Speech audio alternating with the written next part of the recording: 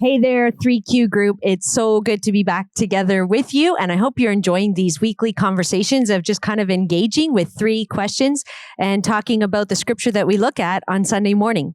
And so welcome back. And I'm glad that you're here. We are, as you know, engaging with the idea of Lent during this season as a church on Sundays. And that means we're tracking with daily scripture readings.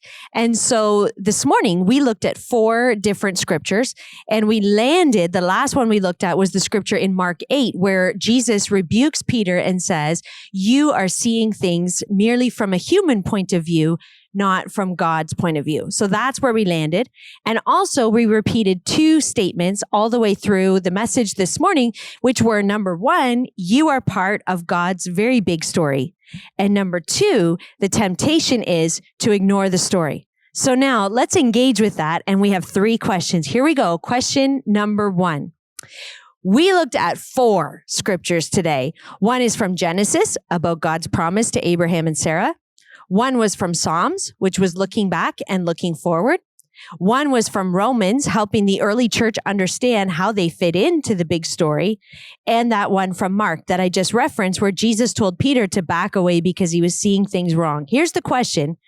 What jumped out at you from any of those 4 scriptures? What caught your attention? And go.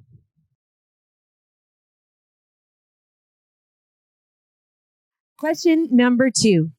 We said that you are part of God's very big story, but the temptation is to ignore that in our regular lives. How does that happen? How is it that we forget the huge story that we're a part of? And go.